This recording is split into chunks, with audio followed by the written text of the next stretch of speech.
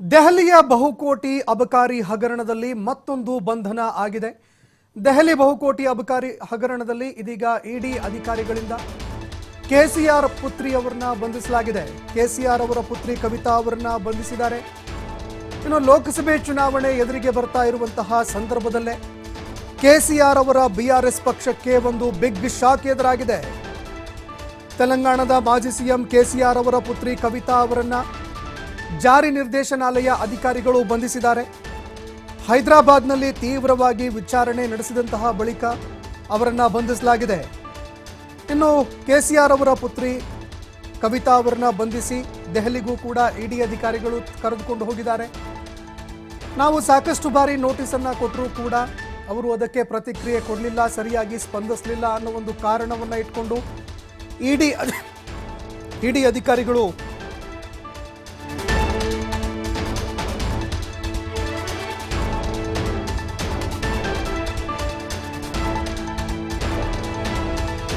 ಇನ್ನು ದೆಹಲಿಯ ಬಹುಕೋಟಿ ಅಬಕಾರಿ ಹಗರಣದಲ್ಲಿ ಇದು 4ನೇ ಬಂಧನ ಆಗ್ತಾ ಇದೆ.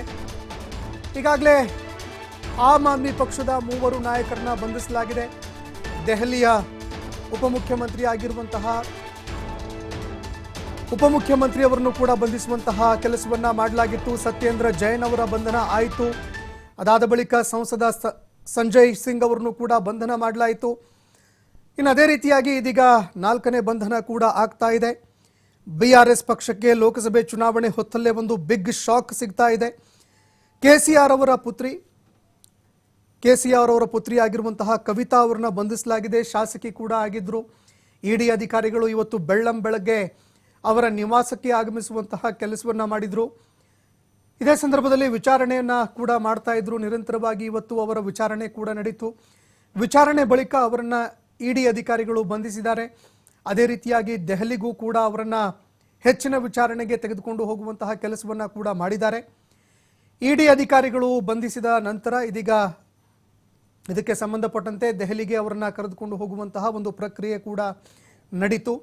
ಇದಕ್ಕೆ ಸಂಬಂಧಪಟ್ಟಂತೆ ಒಂದೆಡೆ ಪಕ್ಷದ ಕಾರ್ಯಕರ್ತರು, ಅನೇಕ ನಾಯಕರು ಕೂಡ ಆಕ್ರೋಶ ಹೊರಹಾಕಿದ್ದಾರೆ. ಇನ್ನು ಪ್ರಮುಖವಾಗಿ ಕೆಸಿಆರ್ ಅವರ ಪುತ್ರಿ ಕವಿತಾ ಅವರ ಹೆಸರು ದೆಹಲಿಯಲ್ಲಿ ನಡೆದಂತಹ ಬಹುಕೋಟಿ ಅಬಕಾರಿ ಹಗರಣದಲ್ಲಿ ಅವರ ಹೆಸರು ತಳುಕು ಹಾಕೊಂಡಿತ್ತು. ಅದಕ್ಕೆ ಸಂಬಂಧಪಟ್ಟಂತೆ ಯಾವ ಕಂಪನಿಗೆ ಟೆಂಡರ್ ನೀಡಲಾಗಿತ್ತು, ಆ ಕಂಪನಿಯ ಕೆಲವು ವ್ಯಕ್ತಿಗಳು ಕೆಸಿಆರ್ ಅವರ ಪುತ್ರಿ ಕವಿತಾ ಅವರ ಹೆಸರನ್ನ ತೆಗೆದುಕೊಂಡಿದ್ದಾರೆ ಎನ್ನುವಂತಹ ಮಾತುಗಳು ಕೇಳಿಬರ್ತಾ ಇತ್ತು. 100 ಕೋಟಿ ರೂಪಾಯಿ ಹಣವನ್ನ ಅವರು ಪಡೆದುಕೊಂಡಿದ್ದಾರೆ ಎನ್ನುವಂತಹ ವಿಷಯಕ್ಕೆ ಸಂಬಂಧಪಟ್ಟಂತೆ ನಿರಂತರವಾಗಿ ನೋಟಿಸ್ಗಳನ್ನು ಕೂಡ ನೀಡಲಾಯಿತು. ವಿಚಾರಣೆಗೆ ಅವರು ಹಾಜರಾಗಬೇಕಾಗಿತ್ತು. ಯಾವಾಗ ಅವರು ವಿಚಾರಣೆಗೆ ಹಾಜರಾಗಲಿಲ್ಲ, ಖುದ್ದು ಇಡಿ ಅಧಿಕಾರಿಗಳು ಹೈದರಾಬಾದ್ ನಿವಾಸಕ್ಕೆ ಆಗಮಿಸಿದರು. ಅದೇ ರೀತಿಯಾಗಿ ಅವರ ವಿಚಾರಣೆ ಕೂಡ ನಡೆಸಿದರು. ವಿಚಾರಣೆ ಬಳಿಕ ಅವರನ್ನ ವಶಕ್ಕೆ ಪಡೆದುಕೊಳ್ಳುವಂತಹ ಕೆಲಸ ಕೂಡ ಮಾಡಿದ್ದಾರೆ. ದೆಹಲಿಗೆ ಅವರನ್ನ ಕರೆದುಕೊಂಡು ಹೋಗಲಾಗಿದೆ. ದೆಹಲಿಯಲ್ಲೂ ಕೂಡ ವಿಚಾರಣೆ ನಡೆಯುತ್ತೆ. ಪ್ರಕರಣಕ್ಕೆ ಸಂಬಂಧಪಟ್ಟಂತೆ ಇದು 4ನೇ ಬಂಧನ ಆಗಿದೆ. ಇನ್ನು ಸಹೋದರಿಯ ಬಂಧನಕ್ಕೆ ಕೆಸಿಆರ್ ಅವರ ಪುತ್ರ ಕೆಟಿಆರ್ ಅವರು ಫುಲ್ ಗರಂ ಆಗಿದ್ದಾರೆ. ಇಡಿ ಅಧಿಕಾರಿಗಳ ವಿರುದ್ಧ, ಜಾರಿ ನಿರ್ದೇಶನಾಲಯ ಅಧಿಕಾರಿಗಳ ವಿರುದ್ಧ ಕೆಟಿ ರಾಮರಾವ್ ಅವರು ಗರಂ ಆಗಿದ್ದಾರೆ. ಟ್ರಾನ್ಸಿಟ್ ವಾರಂಟ್ ಅನ್ನ ನೀಡಬೇಕಾಗಿತ್ತು, ಆದರೆ ಟ್ರಾನ್ಸಿಟ್ ವಾರಂಟ್ ಅನ್ನು ಕೂಡ ನೀಡಲಿಲ್ಲ. ಆದರೆ ಅವರನ್ನ ಬಂಧಿಸುವಂತಹ ಕೆಲಸ ಮಾಡಿದ್ದಾರೆ. ಅವರನ್ನ ಬಂಧಿಸೋದಿಲ್ಲ ಅಂತ ಇದೇ ಇಡಿ ಅಧಿಕಾರಿಗಳು ಸುಪ್ರೀಂ ಕೋರ್ಟ್ನಲ್ಲಿ ಮಾತು ಕೊಟ್ಟಿದ್ರು. ಸುಪ್ರೀಂ ಕೋರ್ಟ್ನಲ್ಲಿ ಮಾತನಾಡಿದ್ರು. ಸುಪ್ರೀಂ ಕೋರ್ಟ್ನಲ್ಲಿ ಕೊಟ್ಟಿದ್ದಂತಹ ಮಾತಿದೆಯಲ್ಲ, ಅದನ್ನ ನೀವು ಹೇಗೆ ತಪ್ತೀರಿ? ಬೇಕಂತಲೇ ಇಡಿ ಅಧಿಕಾರಿಗಳು ಶುಕ್ರವಾರ ಬೆಳಗ್ಗೆ ಇವತ್ತು ದಾಳಿ ಮಾಡಿಸಿದ್ದಾರೆ. ನನ್ನನ್ನು ಕೂಡ ಮನೆಯೊಳಗೆ ಬಿಡಲಿಲ್ಲ. ಯಾವಾಗ ವಿಚಾರಣೆ ನಡೀತಾ ಇತ್ತು ದಾಳಿ ಮಾಡಿದ್ರು. ಆ ಸಂದರ್ಭದಲ್ಲಿ ನನ್ನನ್ನು ಮನೆ ಒಳಗಡೆ ಬಿಡಲಿಲ್ಲ. ಆದರೆ ಷಡ್ಯಂತ್ರ ಮಾಡಿ ನನ್ನ ಸಹೋದರಿಯನ್ನ ಬಂಧಿಸಲಾಗಿದೆ ಅಂತ ಇದಕ್ಕೆ ಸಂಬಂಧಪಟ್ಟಂತೆ ಕೆಟಿ ರಾಮರಾವ್ ಅವರು ಗುಡುಗಿದ್ದಾರೆ. ಇಡಿ ಅಧಿಕಾರಿಗಳ ವಿರುದ್ಧ ಆಕ್ರೋಶ ಹೊರ ಹಾಕಿದ್ದಾರೆ. ಇನ್ನು ತಮ್ಮ ಸಹೋದರಿಯ ಬಂಧನಕ್ಕೆ ಮಾಜಿ ಸಚಿವ ಕೆಟಿಆರ್ ವಾಗ್ದಾಳಿ ಕೂಡ ನಡೆಸಿದ್ದಾರೆ.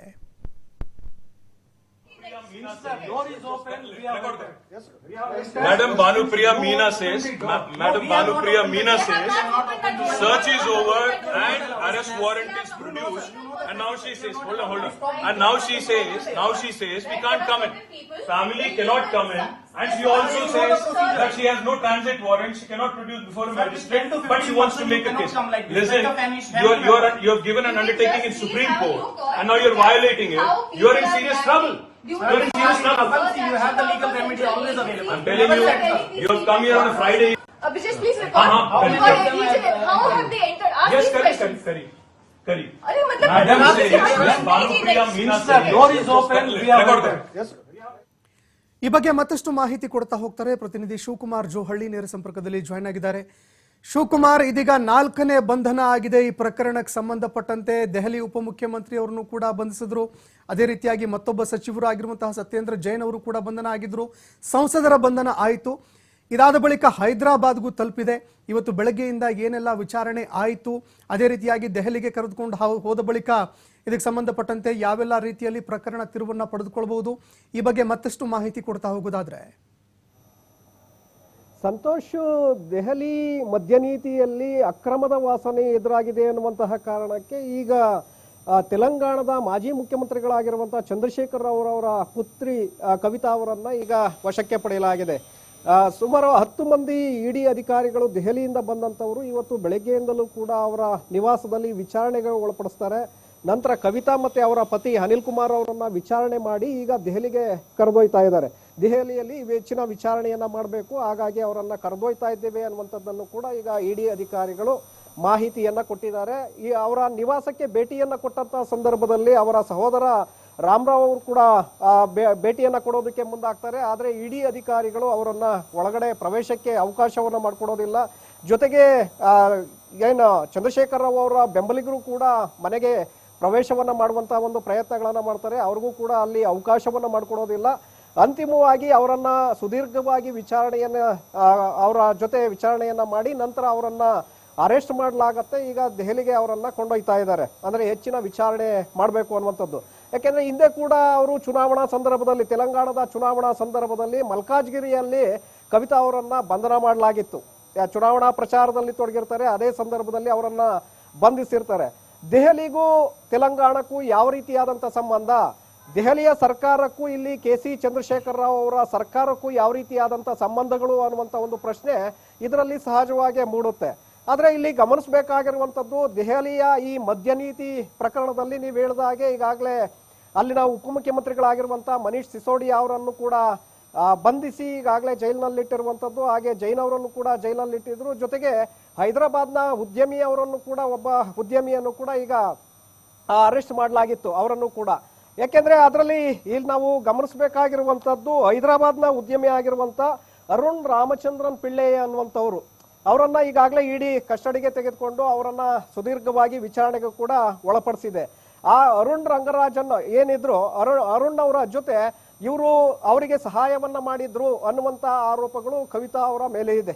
ಈ ಮದ್ಯ ನೀತಿಯಲ್ಲಿ ಇಂಡೋ ಸ್ಪಿರಿಟ್ ಅನ್ನುವಂತಹ ಒಂದು ಕಂಪನಿಗೆ ಲಾಭವನ್ನ ಮಾಡಿಕೊಡುವಂತಹ ಉದ್ದೇಶದಲ್ಲಿ ಅವರು ಅಲ್ಲಿ ಹೆಚ್ಚಿನ ಒಂದು ಶೇರ್ಗಳನ್ನ ಪಡ್ಕೊಂಡಿದ್ದಾರೆ ಅನ್ನುವಂಥದ್ದು. ಅಂದ್ರೆ ಅಲ್ಲಿ 60% ಆ ಒಂದು ಕಂಪನಿಯ ಮೇಲೆ ಇನ್ವೆಸ್ಟ್ ಅನ್ನ ಮಾಡಿದ್ದಾರೆ ಅನ್ನುವಂತ ಒಂದು ಆರೋಪಗಳಿದೆ. ಅಂದ್ರೆ ಅರುಣ್ ಅವರಿಗೆ ಸಹಾಯವನ್ನ ಕವಿತಾ ಅವರು ಮಾಡಿದ್ದಾರೆ ಅನ್ನುವಂತ ಆರೋಪಗಳ ಮೇಲೆ ಅವರನ್ನ ವಿಚಾರಣೆಗೆ ಒಳಪಡಿಸೋದಕ್ಕೆ ಪದೇ ಪದೇ ಇಡಿ ಅಧಿಕಾರಿಗಳು ನೋಟಿಸ್ ಅನ್ನು ಕೂಡ ಅವರಿಗೆ ಕೊಟ್ಟಿದ್ರು. ಜೊತೆಗೆ ಚುನಾವಣಾ ಪ್ರಚಾರದಲ್ಲೇ ಅವರನ್ನ ಅರೆಸ್ಟ್ ಕೂಡ ಮಾಡಿದ್ರು. ನಂತರ ವಿಚಾರಣೆಯನ್ನ ಸುದೀರ್ಘವಾಗಿ ಮಾಡಿದ್ರು. ನಾವು ಗಮನಿಸಬೇಕಾಗಿರುವಂತದ್ದು ಸಂತೋಷ್, ದೆಹಲಿ ಸಿಎಂ ಆಗಿರುವಂತಹ ಅರವಿಂದ್ ಕೇಜ್ರಿವಾಲ್ ಅವರಿಗೂ ಕೂಡ ಸತತವಾಗಿ ನೋಟಿಸ್ಗಳ ಮೇಲೆ ನೋಟಿಸ್ ಅನ್ನ ನೀಡಲಾಗ್ತಾ ಇದೆ. ಇಡಿ ಅಧಿಕಾರಿಗಳು ನೋಟಿಸ್ ಅನ್ನ ಕೊಡ್ತಾ ಇದ್ದಾರೆ, ವಿಚಾರಣೆಗೆ ಬರಬೇಕು, ಈ ಪ್ರಕರಣಕ್ಕೆ ಸಂಬಂಧಪಟ್ಟಂತೆ ಅಭಿಪ್ರಾಯವನ್ನ ವ್ಯಕ್ತಪಡಿಸಬೇಕು ಅಂತ ಹೇಳಿ ನೋಟಿಸ್ ಮೇಲೆ ನೋಟಿಸ್ಗಳನ್ನು ಕೂಡ ಕೊಡಲಾಗ್ತಾ ಇದೆ. ಆದ್ರೆ ಇಲ್ಲಿಯವರೆಗೆ ಕೇಜ್ರಿವಾಲ್ ಅವರು ಕೂಡ ವಿಚಾರಣೆಗೆ ಒಳಪಟ್ಟಿಲ್ಲ. ಯಾಕೆಂದ್ರೆ ಅವರು ಕೂಡ ಹಿಂದೇಟನ್ನ ಹಾಕ್ತಾ ಇದ್ದಾರೆ. ಚುನಾವಣಾ ಕಾರಣಗಳನ್ನ ಕೊಟ್ಟರು, ಪಂಚರಾಜ್ಯಗಳ ಚುನಾವಣೆ ಎದುರಾಯಿತು, ಆಗ್ಲೂ ಕೂಡ ಹಿಂದೇಟನ್ನ ಹಾಕಿದ್ರು. ಆದ್ರೆ ಇಲ್ಲಿ ಕವಿತಾ ಅವರ ವಿಚಾರದಲ್ಲಿ ಈಗ ಅವರ ತಂದೆ ಮತ್ತೆ ಅವರ ಸಹೋದರ ಹಾಗೆ ಆ ಪಕ್ಷದ ಬೆಂಬಲಿಗರು ಹೇಳುವಂತೆ ಯಾವುದೇ ವಾರಂಟ್ ಇಲ್ಲದೆ ಯಾವ ಕಾರಣಕ್ಕಾಗಿ ಅವರನ್ನ ಅರೆಸ್ಟ್ ಮಾಡಲಾಗಿದೆ ಅನ್ನುವಂತ ಒಂದು ಆರೋಪವನ್ನು ಕೂಡ ಮಾಡಿದ್ದಾರೆ. ಯಾಕೆಂದ್ರೆ ಇದೇ ಮಾರ್ಚ್ 19ರಂದು ಸುಪ್ರೀಂ ಕೋರ್ಟ್ ನಲ್ಲಿ ಇದೇ ಕೇಸಿಗೆ ಸಂಬಂಧಪಟ್ಟಂತೆ ವಿಚಾರಣೆ ಕೂಡ ಎದುರಾಗ್ತಾ ಇದೆ. ಅಂದ್ರೆ ಈ ವಿಚಾರಣೆ ನಡೆಯುವಂತಹ ಸಂದರ್ಭದಲ್ಲಿ ಕೇವಲ 3 ದಿನಗಳು ಮಾತ್ರ ಇದೆ. ಇವತ್ತು 15, ಈಗ 4 ದಿನಗಳು ಮಾತ್ರ ಇದೆ. 19ರಂದು ವಿಚಾರಣೆಗೆ ಬರ್ತಾ ಇದೆ ಅರ್ಜಿ, ಕವಿತಾ ಅವರು ಸಲ್ಲಿಸಿದ್ದಂತಹ ಮೇಲ್ಮನವಿ ಅರ್ಜಿ. ಅಷ್ಟರೊಳಗೆ ಸುಪ್ರೀಂ ಕೋರ್ಟ್ ನಲ್ಲಿ ವಿಚಾರಣೆಗೆ ಬರುವ ಮುನ್ನವೇ ಕವಿತಾ ಅವರನ್ನ ಬಂಧಿಸಿದ್ದು ಏಕೆ ಅನ್ನುವಂಥ ಒಂದು ಪ್ರಶ್ನೆಯನ್ನ ಅಲ್ಲಿರುವಂತಹ ಮುಖಂಡರುಗಳು ಈಗ ಎತ್ತಿದ್ದಾರೆ. ಅಂದ್ರೆ ಇದು ರಾಜಕೀಯ ದುರುದ್ದೇಶ ಕಾರಣಕ್ಕಾಗಿ ಕವಿತಾ ಅವರನ್ನ ಈಗ ಮಾಡಲಾಗ್ತಾ ಇದೆ ಅನ್ನುವಂತಹ ಆರೋಪಗಳನ್ನ ಹಿಂದೆ ಚಂದ್ರಶೇಖರ್ ಅವರು ಕೂಡ ವ್ಯಕ್ತಪಡಿಸ್ತಾ ಇದ್ರು. ಹಾಗೆ ಪಕ್ಷದ ಬೆಂಬಲಿಗರು ಕೂಡ ವ್ಯಕ್ತಪಡಿಸ್ತಾನೆ ಬರ್ತಾ ಇದ್ರು. BRS ಪಕ್ಷದ ಬೆಂಬಲಿಗರು ಕೂಡ ವ್ಯಕ್ತಪಡಿಸ್ತಾನೆ ಬರ್ತಾ ಇದ್ರು. ಇವತ್ತು ಕೂಡ ಅವರ ನಿವಾಸಕ್ಕೆ ಭೇಟಿಯನ್ನ ಕೊಟ್ಟಂತ ಸಂದರ್ಭದಲ್ಲಿ, ಯಾಕೆಂದ್ರೆ ಅವರು ಪ್ರಸ್ತುತ ಹಾಲಿ MLC ಆಗಿರೋದ್ರಿಂದ ಅಲ್ಲಿ ಅಧ್ಯಕ್ಷರ ಒಂದು ಅನುಮತಿಯನ್ನ ಪಡ್ಕೊಳ್ಬೇಕಾಗತ್ತೆ. ಯಾವುದೇ ರಾಜ್ಯಗಳಲ್ಲಿರ್ಬೋದು, ವಿಧಾನಸಭೆ ಅಸ್ತಿತ್ವದಲ್ಲಿರುವಂತಹ ರಾಜ್ಯಗಳು ಅಥವಾ ವಿಧಾನಸಭೆ ಮತ್ತೆ ವಿಧಾನ ಪರಿಷತ್ತು ಅಸ್ತಿತ್ವದಲ್ಲಿರುವಂತಹ ರಾಜ್ಯಗಳಲ್ಲಿ ಶಾಸಕರು ಅಥವಾ ಪರಿಷತ್ ಸದಸ್ಯರನ್ನ ವಶಕ್ಕೆ ಪಡೆಯಬೇಕಾದ್ರೆ ಅಥವಾ ಅವರನ್ನ ಬಂಧಿಸಬೇಕಾದ್ರೆ ಅದಕ್ಕೆ ಸಂಬಂಧಪಟ್ಟಂತಹ ಕಾರಣಗಳನ್ನ ಅಲ್ಲಿರುವಂತಹ ಸಭಾಧ್ಯಕ್ಷರು ಮತ್ತೆ ಸಭಾಪತಿಗಳಿಗೆ ಕೊಡಬೇಕಾಗತ್ತೆ. ನಾವು ಇಂತಹ ಕಾರಣಕ್ಕಾಗಿ ಅವರನ್ನ ವಶಕ್ಕೆ ಪಡ್ಕೊಳ್ಬೇಕಾಗಿದೆ, ಅವರನ್ನ ವಿಚಾರಣೆಗೆ ಒಳಪಡಿಸಬೇಕಾಗಿದೆ, ಈ ಒಂದು ಮಾಹಿತಿಯನ್ನ ಅವರಿಗೆ ಕೊಟ್ಟ ನಂತರ ಅಲ್ಲಿಂದ ಓಕೆಯಾದ ನಂತರ ಇವರು ಅವರನ್ನ ಬಂಧನ ಮಾಡೋದಕ್ಕೆ ಅವಕಾಶಗಳಿರುತ್ತೆ. ಆದ್ರೆ ಇಲ್ಲಿ ಏಕಾಏಕಿ ಯಾವುದೇ ವಾರಂಟ್ ಇಲ್ಲದೆ ಬರ್ತಾರೆ, ಮನೆ ಒಳಗಡೆ ಅವರನ್ನ ವಿಚಾರಣೆಗೆ ಒಳಪಡಿಸ್ತಾರೆ, ನಂತರ ಅವರನ್ನ ಅರೆಸ್ಟ್ ಮಾಡ್ತಾರೆ, ಈಗ ದೆಹಲಿಗೆ ಕೊಂಡೊಯ್ತಾ ಇದ್ದಾರೆ. ಸೊ ಇದು ಯಾವ ನಿಯಮಗಳಲ್ಲಿದೆ, ಕಾನೂನಿಗೆ ವಿರುದ್ಧವಾಗಿ ಇವತ್ತು ED ಅಧಿಕಾರಿಗಳು ನಡೆದುಕೊಳ್ತಾ ಇದ್ದಾರೆ ಅನ್ನುವಂತಹ ಆರೋಪವನ್ನ ಇವತ್ತು BRS ಪಕ್ಷದ ನಾಯಕರು ಇವತ್ತು ವ್ಯಕ್ತಪಡಿಸ್ತಾ ಇದ್ದಾರೆ. ಯಾಕೆಂದ್ರೆ ಸಹಜವಾಗಿ ನಿಯಮಗಳಲ್ಲೂ ಕೂಡ ಇದೆ, ಜನಪ್ರತಿನಿಧಿಗಳನ್ನ ಬಂಧಿಸಬೇಕಾದ್ರೆ ಅಥವಾ ಗುರುತರವಾದಂತಹ ಆರೋಪಗಳು ಅವರ ಮೇಲೆ ಎದುರಾಗಿದ್ದೇ ಆದ್ರೆ ಹಾಲಿ ಪ್ರೆಸೆಂಟ್ ಅವರು ಶಾಸಕರು ಅಥವಾ ಪರಿಷತ್ನ ಸದಸ್ಯರಾಗಿರ್ಬೋದು, ಆ ಸಂದರ್ಭದಲ್ಲಿ ಅವರನ್ನ ಬಂಧನ ಮಾಡಬೇಕಾದ್ರೆ ಅದರ ಸ್ಪಷ್ಟವಾದಂತ ನಿಯಮಗಳಿದೆ. ಅವರನ್ನ ಅದಕ್ಕೆ ಸಭಾಧ್ಯಕ್ಷರ ಅನುಮತಿಯನ್ನ ಪಡ್ಕೊಳ್ಬೇಕು ಅಥವಾ ಸ್ಪೀಕರ್ ಅವರ ಅನುಮತಿಯನ್ನ ಪಡ್ಕೊಳ್ಬೇಕು ಅನ್ನುವಂಥದ್ದು. ಸೊ ಈ ವಿಚಾರದಲ್ಲಿ ಯಾವ ರೀತಿಯಾಗಿ ಅವರು ಶಿವಕುಮಾರ್ ಮತ್ತೆ ಮಾತನಾಡಿಸ್ತೀನಿ ನಿಮ್ಮನ್ನ. ಇದೇ ವಿಷಯಕ್ಕೆ ಸಂಬಂಧಪಟ್ಟಂತೆ ಮಾತನಾಡೋದಕ್ಕೆ ಹೈದರಾಬಾದ್ನಿಂದ TV5 Kannada executive editor Vijay Barar ಅವರು ಫೋನ್ ಸಂಪರ್ಕದಲ್ಲಿ ಜಾಯ್ನ್ ಆಗಿದ್ದಾರೆ. ಸರ್ ನಮಸ್ಕಾರ. ನಮಸ್ಕಾರ. ಎಲ್ಲರೂ ಕೂಡ ಒಂದು ನಿರೀಕ್ಷೆ ಇಟ್ಟಿದ್ರು, ಚುನಾವಣೆ ಬಂದಂತಹ ಸಂದರ್ಭದಲ್ಲಿ ಇವರ ಕವಿತಾ ಅವರ ಬಂಧನ ಆಗತ್ತೆ, ಅದೇ ರೀತಿಯಾಗಿ ದೆಹಲಿ CM ಅವ್ರನ್ನು ಕೂಡ ಬಂಧನ ಮಾಡೋದಕ್ಕೆ ತಯಾರಿ ನಡೀತಾ ಇದೆ ಅನ್ನುವಂತಹ ಮಾತುಗಳು ಕೇಳಿ ಬರ್ತಾ ಇತ್ತು. ಇವತ್ತು ಏನೆಲ್ಲ ಆಯಿತು, ಯಾವ ರೀತಿಯಾಗಿ ವಿಚಾರಣೆ ನಡೀತು, ಒಂದು ಹೈ ಡ್ರಾಮಾ ಕೂಡ ಕ್ರಿಯೇಟ್ ಆಯಿತು, ಈ ಬಗ್ಗೆ ಮಾಹಿತಿ ಕೊಡ್ತಾ ಹೋಗೋದಾದ್ರೆ? ಬೆಳಗ್ಗೆಯಿಂದ ಹೈ ಡ್ರಾಮಾ ನಡೀತಿತ್ತು. ಎಕ್ಸಾಕ್ಟ್ಲಿ ಮಧ್ಯಾಹ್ನ 1 ಗಂಟೆಗೆ ED ಆಫೀಸರ್ಸ್ ಎಲ್ಲ ಕವಿತಾ ಮನೆಗೆ ಬಂದಿದ್ದಾರೆ. ಅಲ್ಲಿಂದ ಆಲ್ಮೋಸ್ಟ್ ಆಲ್ 5:20ಗೆ ಕವಿತಾನ ಅರೆಸ್ಟ್ ಮಾಡಿ ಅಂತಂದು ED ಅವರು ಹೇಳಿದ್ದಾರೆ. PML ಆಕ್ಟ್ ಕೆಳಗೆ ಅರೆಸ್ಟ್ ಮಾಡಿದಾಗ ED ಅವರು ಒಂದು ಪ್ರೆಸ್ ರಿಲೀಸ್ ಮಾಡಿದ್ದಾರೆ, ಕವಿತಾನ ಅರೆಸ್ಟ್ ಮಾಡಿ ಅಂತಂದು. ಬೆಳಗ್ಲಿಂದ ಕವಿತಾನ ಅರೆಸ್ಟ್ ಮಾಡ್ತಾರ ಅಂಬೋದು ಒಂದು ಹೂವ ಎಲ್ಲ ಬರ್ತಾ ಇತ್ತು ಮೀಡಿಯಾದಲ್ಲಿ. ಕವಿತಾನ ಇವತ್ತು ಅರೆಸ್ಟ್ ಮಾಡ್ತಾರ. ಆಗ್ಲಿ ಸುಪ್ರೀಂ ಕೋರ್ಟ್ ನಲ್ಲಿ ಒಂದು ಕೇಸ್ ನಡೀತಾ ಇದೆ, ಅದು 19th ಹಿಯರಿಂಗ್ ಇದೆ. 19th ಹಿಯರಿಂಗ್ ಇದ್ದಾಗ ಅರೆಸ್ಟ್ ಮಾಡೋಲ್ಲ ಅಂತಂದು ಒಂದು ಇತ್ತು. ಆಗ್ಲಿ ಇವತ್ತು ಆಲ್ ಆಫ್ ಸಡನ್ಲಿ 5:20ಗೆ ED ಆಫೀಸರ್ಸ್ ಅವ್ರ ಗಂಡಗ ಅವ್ರ ಮನೆಯವ್ರಿಗೆ ಹೇಳಿದ್ದಾರೆ ಕವಿತಾನ ಅರೆಸ್ಟ್ ಮಾಡ್ತಾ ಇದ್ದೀವಿ, ಹೊರಗಲ್ಲೇ ಅದು ಸಮಾಚಾರ ಇಲ್ಲ.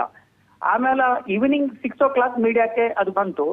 ಮೀಡಿಯಾ ಬಂದಿದ್ಮೇಲೆ ಮೀಡಿಯಾ ಎಲ್ಲ ಇದಾದ್ಮೇಲೆ ಅವರು ಅಣ್ಣ KTR ಎಕ್ಸ್ ಮಿನಿಸ್ಟರ್ ಅವರು ರಿಲೇಷನ್ ಹರೀಶ್ ರಾವ್ ಅವರು ಇಬ್ಬರನ್ನು ಅಲ್ಲಿ ಕವಿತಾ ಮನೆಗೆ ಹೋಗಿದ್ದಾರೆ. ಹೋಗಿ ಅವರು ED ಆಫೀಸರ್ ಸಂಗತ ಅವರು ಮಾತಾಡಿದ್ದಾರೆ, ಹ್ಯಾಂಗ ನೀವು ಅರೆಸ್ಟ್ ಮಾಡ್ತೀರಿ ವಿತೌಟ್ ಎನಿ ನೋಟಿಸ್ ಹ್ಯಾಂಗ್ ಇದು ಮಾಡ್ತೀರಿ ಅಂತಂದ್ರು. ಅಲ್ಲಿ ಅವರು ಅಸಿಸ್ಟೆಂಟ್ ಡೈರೆಕ್ಟರ್ ಜೋಗೇಂದರ್ ಬಂದಿದ್ದಾರೆ ED ಆಫೀಸರ್ ಡೆಲ್ಲಿಲಿಂದ.